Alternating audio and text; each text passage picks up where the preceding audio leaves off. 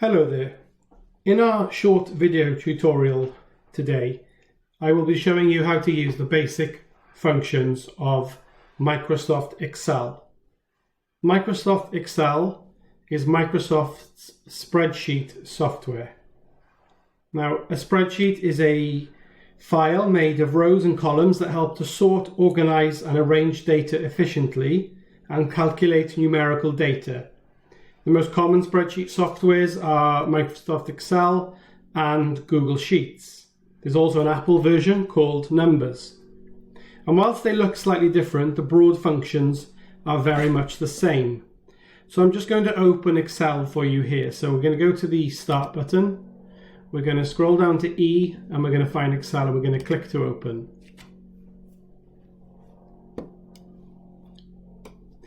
You will then be presented with this screen, and what we're going to choose is a blank workbook. A spreadsheet is also called a worksheet or a workbook. So what we have here is a blank worksheet, and you will see that there are different parts of it. So we call this part, where you can see the letters A, B, C, D, E, F, G, and so on, columns.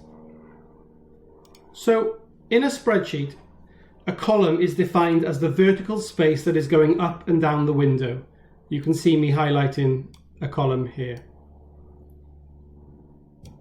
Letters are used to designate each column's location. In a spreadsheet, the row is defined as the horizontal space that is going across the window. And you can see that numbers are used to designate each row's location. And within a worksheet or a spreadsheet, each individual box is called a cell. And each cell is assigned a name according to its column letter and row number. So if I was to select this cell here, it would be C3. And you can see this in the top left-hand corner here in the name box. So you can see it changes as and when I'm clicking.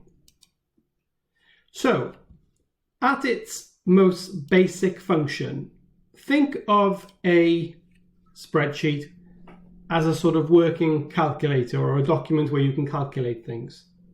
So where might you use a spreadsheet? Well, you might use a spreadsheet for budgeting, for keeping a record of savings, for example.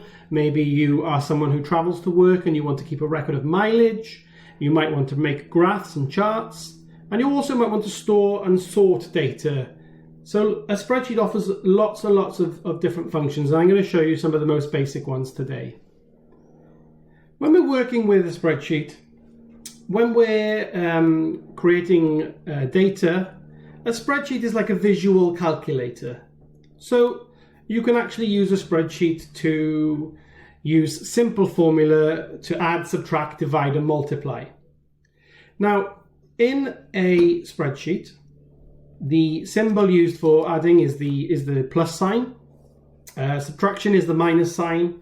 Multiplication is the little star symbol that you see above the number 8 on a keyboard. And division is a / sign. So what I'm going to do for you now is I'm going to show you some basic ways to create and calculate data using a spreadsheet. So let's say that you want to use your spreadsheet to work out your mileage. So what we're going to do here, we're going to write inside the cells Monday, Tuesday, Wednesday. And what you'll notice is if the words are too big for the cell, if you just double click on the little line between each cell here like this, you can see that it auto fits. What you can also do is you can highlight data like this, and the spreadsheet is clever enough to know that you want to autofill the rest of the week. So I'm going to call this cell total. And what we're going to do, we're going to type in some mileage. So let's say on a Monday you went 14 miles. Let's say on a Tuesday you went 25. A Wednesday you went 10. On a Thursday you did 34. And on a Friday you did, let's go for 18. And what you're going to want to do is add up all of these mileage totals. So there's a couple of ways to do this. So let's say you want to add this data together here. So what we're going to do is first we're going to type equals sum, open brackets, and then because this cell is called A2, we're going to type A2. Then we're going to use a colon. So if you insert a colon, and then because we want to add up all of the data in these cells, the last cell is E2. So what this means, and then we're going to close the bracket, what this means is it'll add all the data from A2 right through to E2. So when I press enter, we should see a total. And there we go. So you'll be able to see that week that you had traveled 101 miles. So that's a really good way of keeping a record of things like mileage. Now, let's say that you get paid for doing mileage for work. And let's say that you get paid 20p a mile, for example. What we can do here is if we write the word mileage, and let's say that mileage is 0.2. So you get paid 0.2 for every mile you do. What you can do here is if you do this sum equals sum brackets, then we're going to click on there, H2, and we're going to times it by the mileage. So let's put in the times symbol, and then we're going to click on here. You can see F2. Then we're going to close the brackets and press enter. And there we go. You can see that for that mileage, you would get paid £20.20. So it's a really good way of doing calculations, for example. So I'm going to delete that quickly. And what I'm going to do instead is I'm going to show you how to work out an average. So let's say we wanted to know how many miles we travel a week on average. So it's very simple again. So in this case, you insert an equals sign, and then instead of sum, you're going to type average. Then what we're going to do is our open bracket, and again, A2, colon, E2, close bracket, enter, and there we go. You can see that you averaged 20.2 miles a day. So there's lots of really nice things you can do with a spreadsheet. And if you just want to keep it very basic and just literally record mileage, for example, you can. And then you can start having a look at ways to total and find things like averages. So it's a really good way of doing that. So what I'm going to do now is I'm going to delete these boxes here, these cells, and I'm going to leave my mileage like this. And what I'm going to do then is show you how to turn this into a quick chart or graph. So I'm going to highlight my data like this. And what you're going to look for is the word insert. So we're going to click insert. Then you're going to come across to here, and this is where you've got all your charts and graphs. So let's go for a bar chart.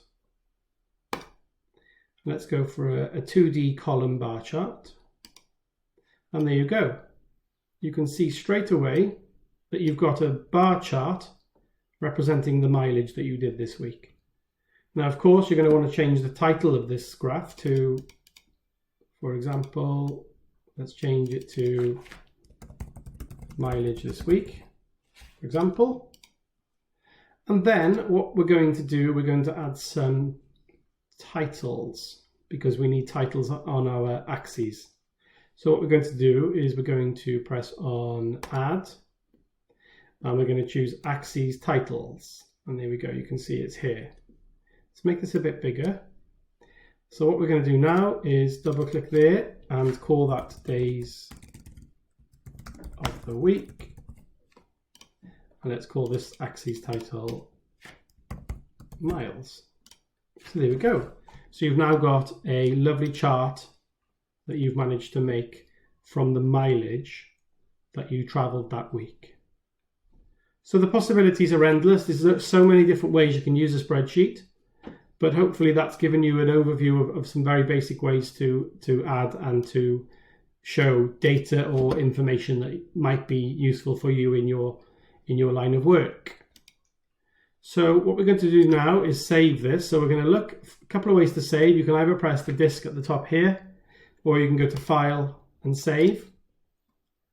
It will then ask you where you'd like to save it. So what I tend to do is go to Browse, and I tend to go to the left-hand side here where it says Documents, and then give this a file name. So I'm going to call it Excel Example, and then I'm going to press Save. And you know that if you've saved this because it'll give the name of the file that you typed at the top here. So there you have it, some very basic ways to use Microsoft Excel.